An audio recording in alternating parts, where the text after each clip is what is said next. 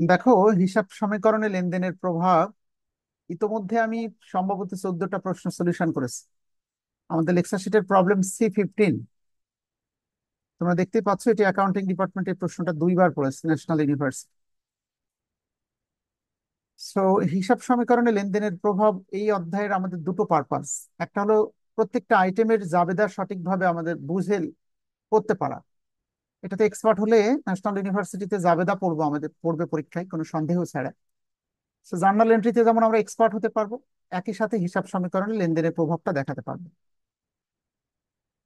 So যেমনটি লেখা আছে, অ্যাজ ইউজুয়াল প্রতিষ্ঠানের নাম লিখতে হবে, Khadija trading, summary of transactions and the effect on accounting equation, লেনদেনের সংক্ষিপ্ত বিবরণ এবং তাদের প্রভাব হিসাব সমীকরণে। আমরা একটা একটা করে দেখি।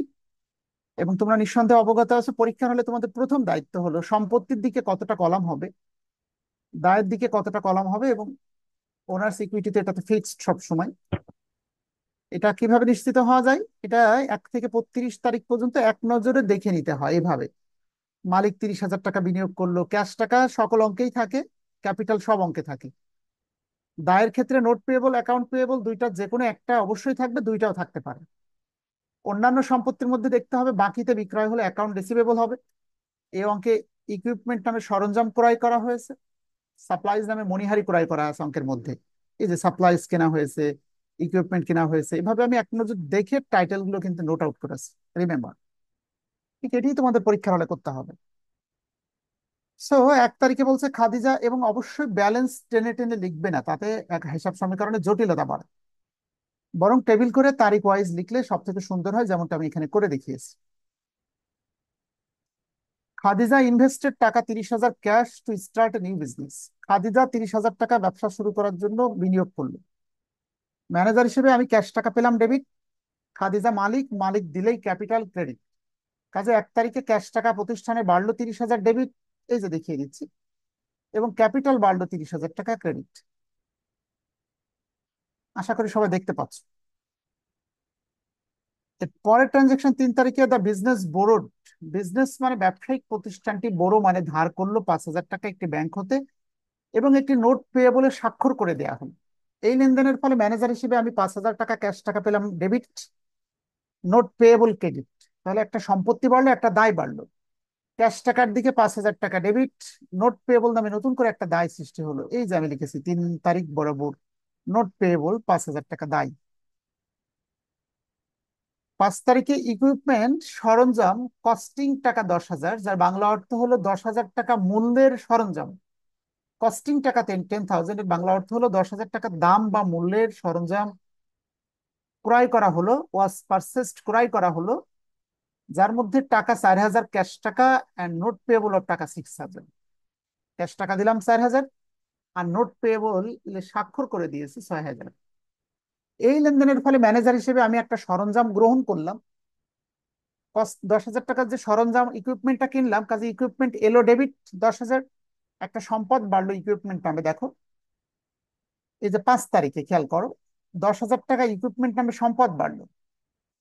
কিন্তু এই 10,000 টাকার সরঞ্জাম বাড়াতে যে প্রতিষ্ঠানের ক্যাশ বক্স থেকে 4,000 টাকা চলে গেল, ক্যাশ টাকা ক্রেডিট, ক্রেডিট হলে মাইনাস, ক্যাশ টাকা কমে গেল, কমে গেলে মাইনাস, বাড়লে প্লাস। আর 6,000 টাকা একটি নোট পেয়ে বলে স্বাক্ষর করলাম, মানে নোট পেয়ে বলে আর একটা দায় বাড়লো। এই হলো লেনদেন। সরঞ্জাম বাড়লো 10,000, ক্যাশ টাকা কমে গেল 4,000, নোট পেয়ে বলে স্বাক্ষর করে একটা দায় বাড়লো 6,000। 8 তারিখে একই লেনদেন, সাপ্লাইজ মানে মণিহারি, মণিহারিকে খরচ বলবে না, ধরে নেবে এটা সবসময় সম্পদ। কস্টিং টাকা 2,000, 2,000 টাকা মূল্যের মণিহারি ক্রয় করা হলো বাকিতে। বাকিতে কিনছি, তবুও এই প্রতিষ্ঠানের ম্যানেজার হিসেবে এই মুহূর্তে আমি পেলাম কি? সাপ্লাইজ নামে একটা সম্পত্তি পেলাম ডেবিট 2,000। বাকিতে কিনেছি মানে একটা দায় সৃষ্টি হয়েছে, অ্যাকাউন্টস পেয়েবল নামে একটা দায় বাড়লো 2,000। তাহলে একটা সম্পত্তি বাড়লো, একটা দায় বাড়লো। সাপ্লাইজ নামে দেখো 8 তারিখে একটা সম্পত্তি বেড়েছে 2,000, এই যে সাপ্লাইজ বরাবর, এই সাপ্লাইজ বরাবর 2,000 টাকা। আবার নতুন করে আরেকটা দায় বাড়লো অ্যাকাউন্টস পেয়েবল নামে 2,000 টাকা, এই যে দায়। Supplies debit, accounts payable debit. 11 তারিখ, 1,500 টাকা পেমেন্ট ওয়াজ মেড, 1,500 টাকা পরিশোধ করা হলো অন নোটস পেয়েবল। নোট পেয়েবলে স্বাক্ষর করে রেখেছিলাম প্রদেয় বিলে, সেই টাকা এখন পরিশোধ করে দিচ্ছি। এই লেনদেনের ফলে আমার প্রতিষ্ঠান থেকে 1500 টাকা চলে গেল, আমি কিন্তু মালিক না, আমি ম্যানেজার, যে সমস্ত হিসাব রেকর্ড রাখে। আচ্ছা, প্রতিষ্ঠান থেকে 1500 টাকা চলে গেলে ক্যাশ টাকা ক্রেডিট, কিন্তু এই যে ক্যাশ টাকা কমে গেল, বিনিময়ে একটা দায় পরিশোধ হয়ে গেল, সেই দায়টার নাম হলো নোটস পেয়েবল। দায় পরিশোধ করলে দায় কমে গেলে ডেবিট হয়, নোটস পেয়েবল ডেবিট 1500, ক্যাশ টাকা ক্রেডিট 1500। আচ্ছা, 11 তারিখে ক্যাশ টাকা কমে গেল, কমে গেলে এই যে মাইনাস, উভয় পাশে ফার্স্ট ব্র্যাকেট, 11 তারিখে 1500 টাকা দায়ও কমে গেল, ক্যাশ টাকা দিলে তো দেনা পরিশোধ হয়ে গেল, কাজে নোটস পেয়েবল ডেবিট মানে দায় পরিশোধ হয়ে গেল, মাইনাস ক্যাশ টাকা কমে গেল, মাইনাস। 14 তারিখে ক্যাশ রেভিনিউ, নগদ আয়, বাংলাগুলো বুঝে নিও, 8,000 ওয়াজ কালেক্টেড। ক্যাশ রেভিনিউ নগদ আয় 8,000 টাকা সংগ্রহ করা হলো, গ্রহণ করা হলো। এই লেনদেনের ফলে 8,000 টাকা ক্যাশ টাকা পেলাম ডেবিট। কিন্তু কেন, একটা আয় হয়েছে তাই। আয় হলেই শুধু রেভিনিউ ক্রেডিট করা যায় এই অঙ্কের আলোকে, অ্যাকচুয়াল জাবেদা হলো সার্ভিস রেভিনিউ ক্রেডিট, ক্যাশ টাকা ডেবিট, সার্ভিস রেভিনিউ ক্রেডিট। আচ্ছা, ক্যাশ টাকা ডেবিট তো 8,000 টাকা ক্যাশ বক্সে বাড়লো, বুঝে নিলাম, ক্যাশ টাকা বেড়ে গেল 8,000। কিন্তু আয় হলে, নূরজাহান বলো দেখি, আয় হলে টাকাটা কোথায় বৃদ্ধি পাবে? আয় হলে ওটা ওনার সিকিউরিটি ক্যাপিটাল বাড়বে।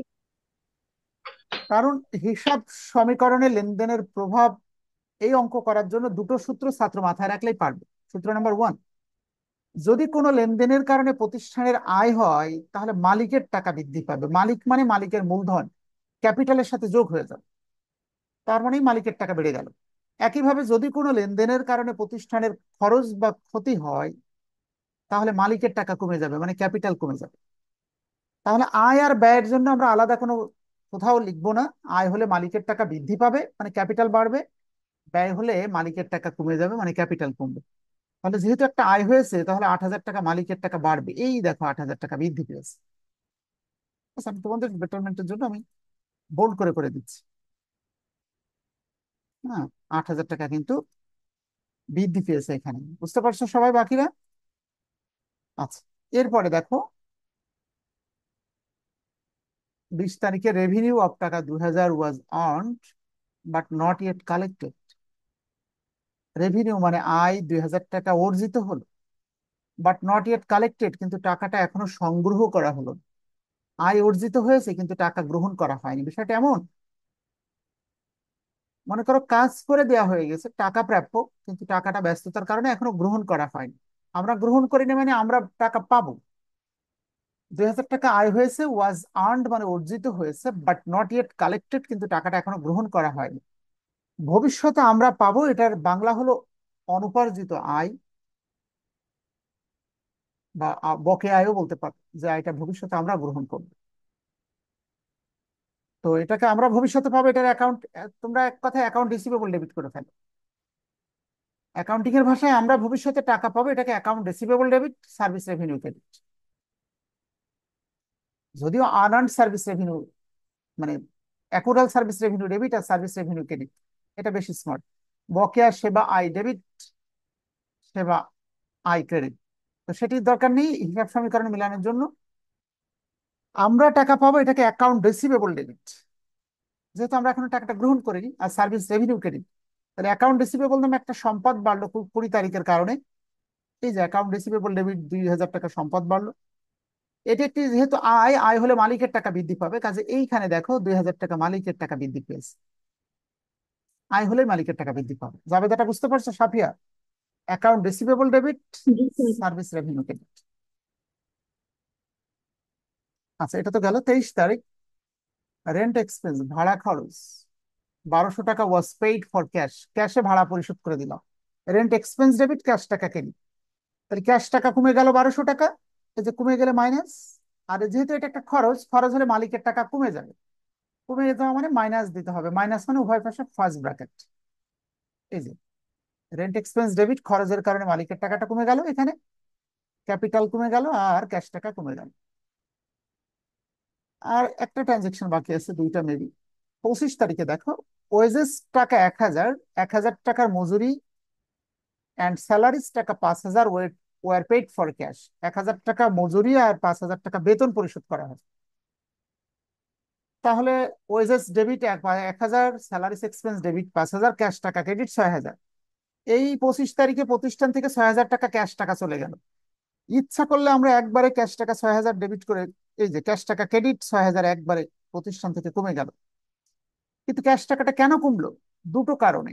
একটা হলো 1,000 টাকা ওয়েজেস খরচ, খরচ হলেই মালিকের টাকা কমবে, ক্যাপিটাল হয়ে গেল। স্যালারিস এক্সপেন্স ডেবিট 5,000, তাহলে 6,000 টাকা মালিকেরও কমে গেল, ক্যাশ টাকা কমে গেল। ক্যাশ টাকা একবারে 6 যোগ করে দেখানো যাবে, কিন্তু মালিকের টাকা যখন কমাবো তখন ওয়েজেস বাবদ 1,000, স্যালারিজ বাবদ 5,000 আলাদা করে দেখিয়ে দিলাম। স্মুথলি আন্ডারস্ট্যান্ড যেন হয়, আন্ডারস্টুড হতে পারে টিচার, দ্যাটস ওয়াই। ওকে। সব থেকে ইম্পর্টেন্ট টাইটেল এই অঙ্কের জন্য যেটি ছিল সেটি হলো 30 তারিখ, যেটা ছাত্ররা ভুল করে, এটি নিয়ে কথা বলি। ভালো করে বুঝে নিবে সবাই। সাপ্লাইজ কস্টিং টাকা 1,500 ওয়ার ইউজড। সাপ্লাইজ মণিহারি 1,500 টাকা মূল্যের মণিহারি ব্যবহার করা হলো out of supplies purchase on November 8। নভেম্বরের 8 তারিখে 2,000 টাকার মণিহারি কিনেছিলাম, যার মধ্যে 1,500 টাকারটা ব্যবহার হয়ে গেল, এখনো 500 টাকা অব্যবহৃত থাকলো। যদি প্রশ্নকর্তা বলতো সমন্বয় জাবেদা দাও, তাহলে 500 টাকা দিতাম। কিন্তু হিসাব সমীকরণে লেনদেনের প্রভাব দেখানোর জন্য মনে রাখতে হবে, ব্যয়ের যে অংশটুকু সত্যিই সম্পদের যে অংশ খরচ বলে গণ্য হবে, অথবা আয়ের যে অংশ সত্যি অর্জিত হবে, শুধুমাত্র সেই অংশটুকু জাবেদা দিতে হবে। আমি আবারও বলছি, সম্পদের যে অংশ সত্যি খরচ হয়ে যাবে সেই টাকাটাকে খরচ হিসেবে ঘোষণা দিয়ে দিতে হবে। তার মানে যে 500 টাকা হাতে আছে ওইটা নিয়ে ভাবার দরকার নেই, বরং 2,000 টাকার যে সম্পদ এতদিন বলছিলাম মণিহারি নামে সম্পদ আছে 2,000, খাতা কলম পেন পেন্সিল রাবার, 30 তারিখে বললাম সাপ্লাইজ কস্টিং টাকা 1,500, 1,500 টাকা দামের মণিহারি প্রতিষ্ঠান ব্যবহার করে নষ্ট করে ফেলেছে। তাহলে যতটুকু ব্যবহার হবে মনে রাখতে হবে, ঠিক ততটুকুই জাবেদা দিয়ে হিসাব সমীকরণ মিলাতে হবে। Supplies expense debit, supplies credit, কঠিন যাবে। সাপ্লাইজ এক্সপেন্স নামে একটা খরচ, খরচের কারণে মালিকের টাকা কমবে। আর সাপ্লাইজ ক্রেডিট মানে মণিহারি কমে যাবে 1,500 টাকায়। যখনই আমি এই দেখো সাপ্লাইজ ক্রেডিট 30 তারিখে যখনই মণিহারি 1,500 টাকা বাদ দিব, যে মণিহারি 2,000 টাকায় কেনা ছিল 1,500 টাকা খরচ হয়ে গেলে শেষমেশ কিন্তু 500 টাকার সমাপনী থেকে যাবে। যেহেতু সাপ্লাইজ এক্সপেন্স ডেবিট, এটা একটা খরচ, খরচ হলে মালিকের টাকা কমবে মানে ক্যাপিটাল কমবে। ভালো করে বুঝতে পারছো কিনা সবাই? সাপ্লাইজ এক্সপেন্স ডেবিট, কিন্তু সাপ্লাইজ নামে সম্পদ কমে গেল ক্রেডিট। এই জাবেদাটাকে বুঝছো মারুফ শিকদার? বলো দেখি। জি স্যার। জি স্যার। তাহলে এবার দেখো, এই সম্পত্তি প্লাস গুলো যোগ করে যেটা ফার্স্ট ব্র্যাকেট আছে বিয়োগ করবে, করে আমি এই যে লিখে রাখছি 4টে সম্পত্তি যোগ করলে 43,800, দায়ের কলামগুলো যোগ করে একবারে লিখবে 43,800। এটাকে বলা হয় ফুটিং, আর এটাকে বলা হয় ক্রস ফুটিং। মানে প্রত্যেকটা ফুটের আন্ডারে যোগ করলাম, সব যোগফলের একটা প্রমাণপত্র দিয়ে দিলাম, যেটার নাম হলো ক্রস ফুটিং। সো এই ছিল 15 নম্বর আমাদের সর্বশেষ ম্যাথমেটিক্স হিসাব সমীকরণে লেনদেনের প্রভাব। আবারও ছোট্ট করে স্মরণ করে রাখি, হিসাব সমীকরণে লেনদেনের প্রভাব দেখানোর জন্য বেস্ট স্ট্র্যাটেজি হলো যে প্রতিষ্ঠানের কোনো আয় হলে মালিকের টাকা বা ক্যাপিটাল বৃদ্ধি পাবে, প্রতিষ্ঠানের কোনো খরচ হলে ক্যাপিটাল কমবে বা মালিকের টাকা কমবে। মালিক যদি প্রতিষ্ঠান থেকে কোনো টাকা উত্তোলন করে তবুও মালিকের টাকা কমে যাবে। এই দুটো সূত্র মনে রাখতে হবে, ক্যাশ টাকা এলে ডেবিট, ক্যাশ টাকা চলে গেলে ক্রেডিট। আশা করি 7টা রেকর্ডিং ক্লাসে 14টা অঙ্কের সমাধান দেওয়া আছে, সবগুলো একবার করে মনোযোগ দিয়ে দেখবে, কোথাও কখনোই কোনো প্রবলেম হবে না ইনশাল্লাহ।